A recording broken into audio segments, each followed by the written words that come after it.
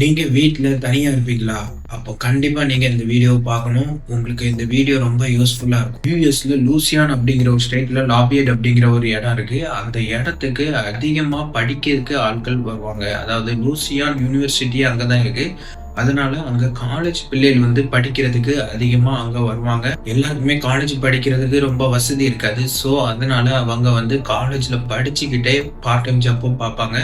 Mostly அங்க உள்ள பெண்கள் தனியா வீடு எடுத்து தங்குற பழக்கமா இருப்பாங்க. தனியாவும் இருப்பாங்க. ஸோ இந்த தனியா இருக்க பெண்கள டார்கெட் பண்ணி ஒருத்தன் அவங்க கிட்ட பாலியல் ரீதியா துன்புறுத்துறான். அது மட்டும் இல்லாம அவங்கள அதுக்கப்புறம் குளிக்கவும் சொல்றான். இவன் இப்படி 3 கிலோமீட்டருக்குள்ள பல பேர் இந்த மாதிரி துன்புறுத்தியிருக்கான். இப்படியே இவன் தொடர்ந்து பண்ணிட்டு இருக்கான். அதாவது சீரியல் கில்லிங் பண்றவங்க கூட இதே மாதிரி ஒரு பேட்டர்ன் வச்சு தான் பண்ணுவாங்க. அந்த மாதிரி இவன் தனியா இருக்கவங்கள மட்டும் ஃபுல்லா டார்கெட் பண்ணி பண்றான். இவன் எப்படி போலீஸ் கிட்ட மாட்டினான்? இவன் எதுக்கு தப்பா நடந்ததுக்கு அப்புறம் அவங்க கிட்ட குளிக்க சொல்றான்? இவன் எப்படி தனியா இருக்க பெண்கள கண்டுபிடிச்சு இப்படி டார்கெட் பண்றான்? அப்படிங்கிறத ஃபுல் டீட்டெயிலா சொல்றேன் பாருங்க. அப்பதான் இது உங்களுக்கு ஒரு யூஸ்ஃபுல்லா இருக்கும். இந்த வீடியோக்குள்ள போறதுக்கு முன்னாடி மறக்காம நம்மளுடைய சேனலை சப்ஸ்கிரைப் பண்ணுங்க, ஒரு லைக் பண்ணுங்க. கண்டிப்பா உங்களுக்கு தோன்றத கமெண்ட் பண்ணுங்க. வாங்க பார்க்கலாம்.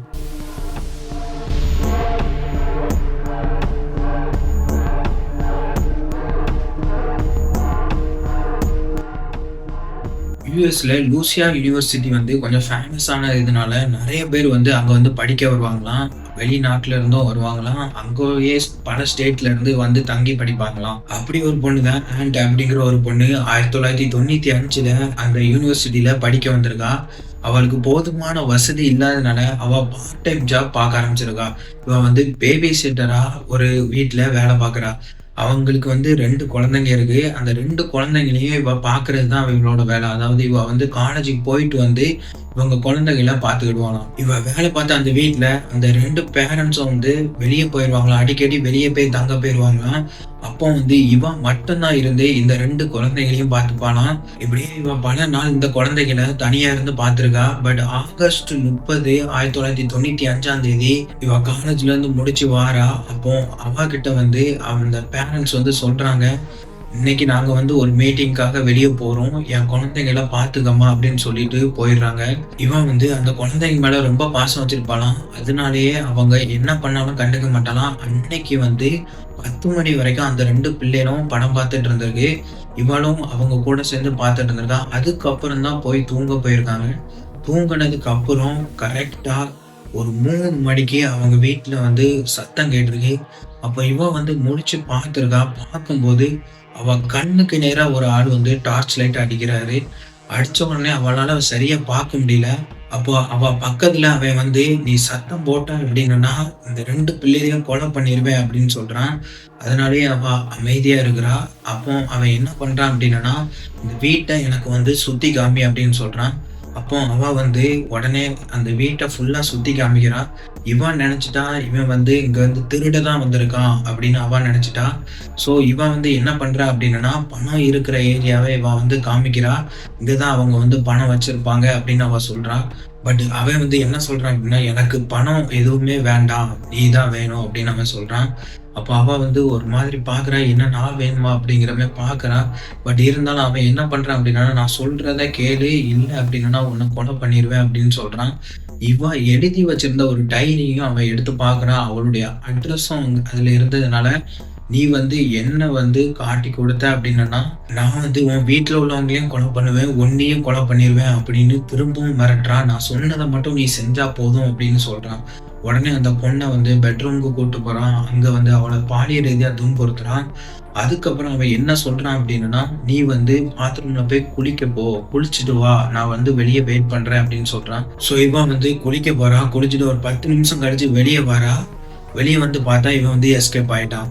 அப்போ டைம் பார்த்தா 5:30. உடனே இவன் என்ன பண்றா அப்படின்னா, போலீஸ்க்கு கால் பண்றா. போலீஸ்க்கு கால் பண்ணி என்னை இப்படி ஒருத்தன் தப்பா நடந்துக்கிட்டான் அப்படின்னு உடனே சொல்றா. உடனே இவளை மெடிக்கலுக்கு அனுப்பி வைக்கிறாங்க. அங்க இவன் மேல ஏதாவது டிஎன்ஏ சாம்பிள் கிடைக்குதா, அதாவது அவனுடைய சாம்பிள் ஏதோ கிடைக்குதா அப்படின்னு செக் பண்றாங்க. அங்க இருந்து கலெக்ட் பண்ற அவன் மேல கலெக்ட் பண்ற சாம்பிளையும் எடுத்து வச்சுக்கிறாங்க. இவ உடனே போனதுனால இவ கிட்ட கொஞ்சம் சாம்பிள் இருந்ததுனால எடுத்து வச்சுக்கிறாங்க. போலீஸ்காரங்க உடனே இந்த கேஸ பத்தி ஃபுல்லா விசாரிக்க ஆரம்பிக்கிறாங்க. அங்கங்க விசாரிக்க ஆரம்பிக்கிறாங்க.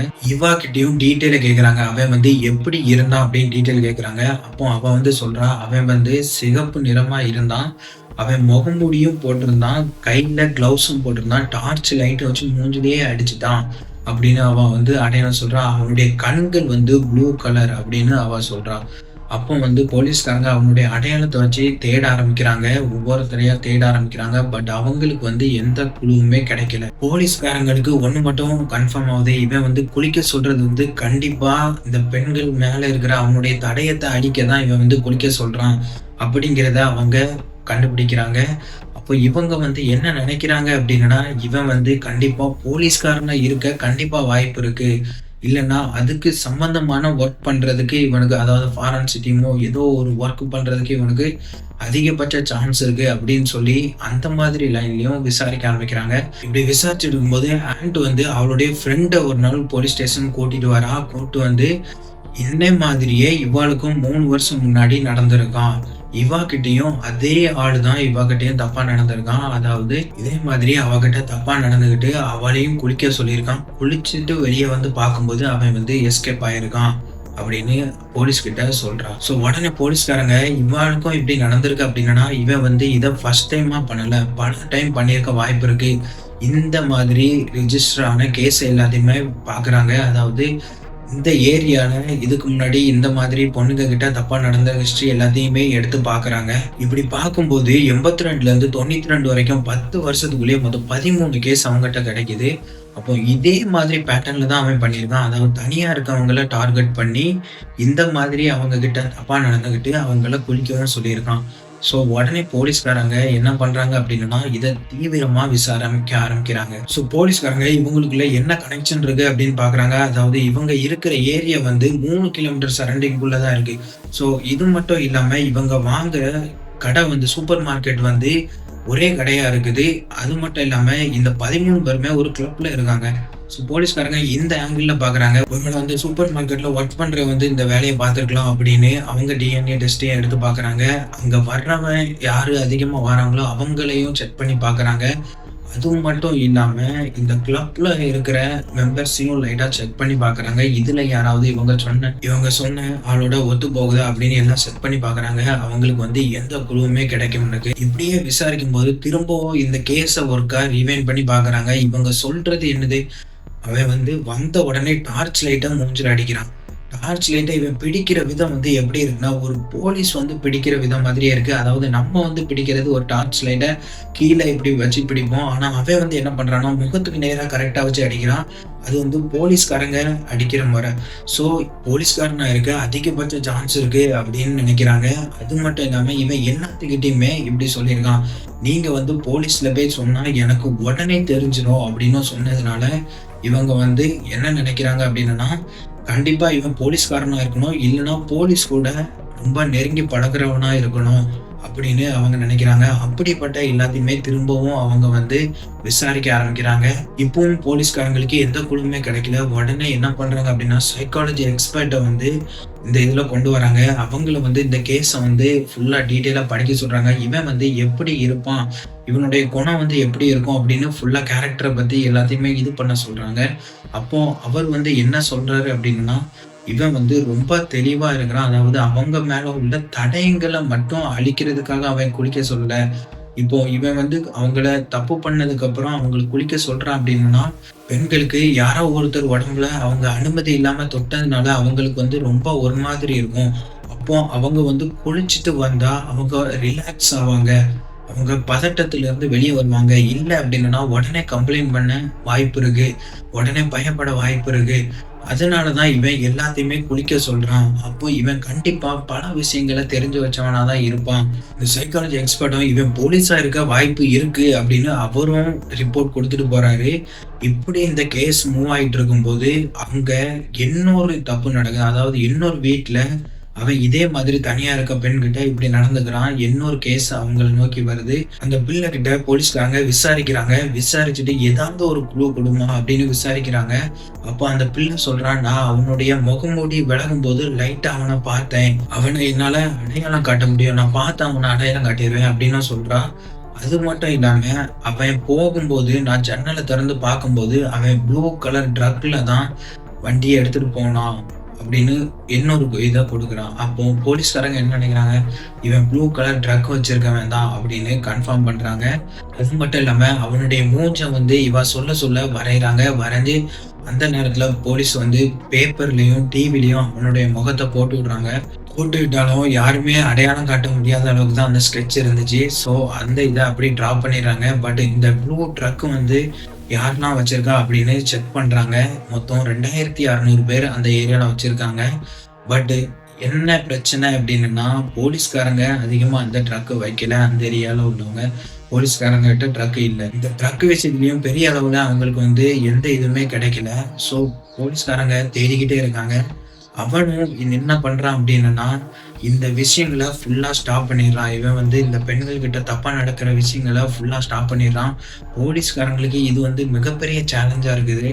ஏன்னா, இவன் ஃபுல்லா ஸ்டாப் பண்ணிட்டான். கிரைம ஸ்டாப் பண்ணிட்டான் அப்படின்னா, அவன கண்டிப்பா கண்டுபிடிக்கிறது ரொம்ப கஷ்டம். இந்த கேஸ்ல ஒர்க் பண்ண ஒரு ஃபாரன்சிக் எக்ஸ்பர்ட் வந்து என்ன பண்றாரு அப்படின்னா, இந்த 15 வீட்டுக்குமே போறாரு. ஒவ்வொரு வீடையா செக் பண்ணி பார்க்குறாரு. இவன் வந்து எப்படி இந்த பெண்கள் வந்து தனியா இருக்கிறத தெரிஞ்சுக்கிட்டான் அப்படின்னு சொல்லிட்டு காலையிலயும் போறாரு, நைட்டும் அவங்க வீட்டுக்கு போறாரு. இப்படி போகும்போது அவர் தெரிஞ்சுக்கிட்டது என்ன அப்படின்னா, இந்த 15 வீட்லயுமே அவங்க ஜன்னல்ல வந்து திரையே இல்ல. திரை போடாத வீடு அப்படிங்கிறதுனால அவங்க உள்ள இருந்து லைட்ட போட்டாங்க அப்படின்னா, யாரு தனியா இருந்தாலும் அப்படியே தெரியும் நைட்டு வந்து. ஸோ இவன் வந்து இப்படிதான் இவங்க தனியா இருக்கிறத தெரிஞ்சுக்கிட்டான் அப்படின்னு ஃபாரன்சிக் எக்ஸ்பர்ட் வந்து இப்படி ரிப்போர்ட் குடுக்குறாரு. இந்த சின்ன விஷயத்த வந்து நம்ம எப்படி கவனிக்காம விட்டோம் அப்படின்னு போலீஸ்காரங்க எல்லாருமே ரொம்ப ஷாக் ஆகுறாங்க. அது மட்டும் இல்லாம அந்த ஃபாரன்சிக் எக்ஸ்பர்ட் வந்து என்ன சொல்றாரு அப்படின்னா, இந்த கிரிமினல் வந்து கண்டிப்பா இந்த 3 கிலோமீட்டர் இல்லன்னா இந்த 4 கிலோமீட்டர் உள்ளதான் கண்டிப்பா இருக்கணும் அப்படின்னு அந்த போலீஸ்காரங்க கிட்ட சொல்றாரு. உடனே போலீஸ்காரங்க என்ன பண்றாங்க அப்படின்னா, இந்த 4 கிலோமீட்டர் உள்ள எத்தனை போலீஸ்காரங்க இதுவரைக்கும் இருந்திருக்காங்க, எத்தனை போலீஸ்காரங்க அங்கிருந்து கிளம்பியிருக்காங்க அப்படின்னு செக் பண்ணி பார்க்குறாங்க. அப்படி செக் பண்ணி பார்க்கும்போது தான் ஒரு 3 மாசத்துக்கு முன்னாடி ராண்டி காமஸ் அப்படிங்கிறவன் 45 வயசு ஆனவன் அந்த ஊரை விட்டு காலி பண்ணி போயிருக்கான். அவன் வந்து போலீஸ்காரனா 20 வருஷம் ஒர்க் பண்ணியிருக்கான்.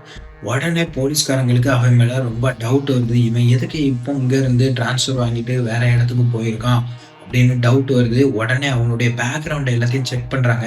அவனுக்கு வந்து டீனேஜ்ல ஒரு பொண்ணு இருக்கு. அவனுடைய ஒய்ஃப் வந்து முன்னாடியே இறந்து போயிருக்கா. ஸோ போலீஸ்காரங்க இவன் மேல ரொம்ப டவுட் பண்றாங்க. என்ன பண்றாங்க அப்படின்னா, அவனை வந்து ஃபுல்லா அனலைஸ் பண்றாங்க. அப்படியே அவங்க வந்து ப்ளூ கலர் ட்ரக் வந்து இவன்கிட்ட இருக்கா அப்படின்னும் செக் பண்ணி பார்க்குறாங்க. பட் இவன் கிட்ட இல்ல, இவனுடைய பிரதர் கிட்ட அந்த ட்ரக் இருக்கு. ஸோ போலீஸ்காரங்களுக்கு ரொம்ப டவுட் ஆயிட்டு கண்டிப்பா இவனா தான் இருக்கும் அப்படின்னு நம்புறாங்க. அது மட்டும் இல்லாம இவன்கிட்ட இருந்து எப்படி டிஎன்ஏ டெஸ்ட் எடுக்கலாம் அப்படின்னு அவங்க வந்து அவனையே சுத்தி சுத்தி வராங்க. ஒவ்வொருத்தரையா போட்டு அவன்கிட்ட இருந்து எடுக்கணும் அப்படின்னு பாக்குறாங்க. இவன் ஒர்க் பண்ணும்போது அதிகமா சிகரெட் குடிப்பானாம். சிகரெட் குடிச்சிட்டு அவன் அந்த பட்ஸ கீழே படும்போது போலீஸ்காரங்க அந்த இதை எடுத்து டிஎன்ஏ டெஸ்ட்டுக்கு அனுப்பி வைக்கிறாங்க. அப்படி அனுப்பி வைக்கும்போது 6 பெண்கள் கிட்ட எடுக்கப்பட்ட டிஎன்ஏ டெஸ்ட் வந்து இவன் கூட மேட்ச் ஆகுது. ஸோ உடனே இவனை வந்து அரெஸ்ட் பண்ணி விசாரிக்க ஆரம்பிக்கிறாங்க. விசாரிக்கும் போது அவன் ஒத்துக்கிறான், எல்லாத்துக்கிட்டையும் தப்பா நடந்தது நான் தான் அப்படின்னு அவன் ஒத்துக்கிறான். அவனை வந்து யுஎஸ் கோர்ட்ல கொண்டு போய் நிறுத்துறாங்க. அவனுக்கு 6 ஆயுள் தண்டனை கொடுக்குறாங்க. அதாவது என்ன அப்படின்னா, அவன் வாழ்க்கை ஃபுல்லா ஜெயில தான் இருக்கணும் அப்படிங்கிறது அதுக்கு வந்து அடையாளம். இந்த கேஸை பத்தி நீங்க என்ன நினைக்கிறீங்க அப்படிங்கிறத கண்டிப்பா கமெண்ட் பண்ணுங்க. இந்த மாதிரி ஒரு பெண்ணை வந்து விருப்பம் இல்லாம தொட்டாலே அவங்களுக்கு வந்து ரொம்ப கஷ்டமா இருக்குங்கிறத கண்டிப்பா தெரிஞ்சுக்கோங்க. நீங்க வீட்ல இருந்தாலும் முக்கியமா தனியா இருக்கீங்க அப்படின்னா லைட்டை வந்து எல்லா ரூம்லயுமே போட்டு வைங்க. அப்பதான் அவங்களுக்கு வந்து கன்ஃபியூஸ்டா இருக்கும். ஒரு ரூம்ல மட்டும் இருந்துச்சு அப்படின்னா ஒரு ஆள் தான் இருக்காங்க அப்படிங்கிறது இந்த மாதிரி இருக்கவங்களுக்கும் திருடனுக்கும் ரொம்ப மிகப்பெரிய சான்ஸா அமைஞ்சிரும். நீங்க தனியா இருக்கிறது ஈஸியா கண்டுபிடிச்சிருவாங்க. அது மட்டும் இல்லாம கண்டிப்பா உங்க ஜன்னல் எல்லாத்தையுமே திரை போட்டு வைங்க. கண்ணாடி ஜன்னல் அப்படின்னா வெளியே இருந்து பார்த்தா எதுவுமே தெரியாத மாதிரி கண்டிப்பா திரை போட்டு வைங்க. அது வீட்டுக்கு ரொம்ப முக்கியமான பாதுகாப்பு. ஸோ கைஸ், இந்த மாதிரி உங்களுக்கு வந்து கிரைம் ஸ்டோரி பிடிக்கும் அப்படின்னா கண்டிப்பா நம்ம சேனலை சப்ஸ்கிரைப் பண்ணி வச்சுக்கோங்க. அப்பதான் உங்களுக்கு அடுத்தடுத்த வீடியோக்கள் வரும். நன்றி, வணக்கம்.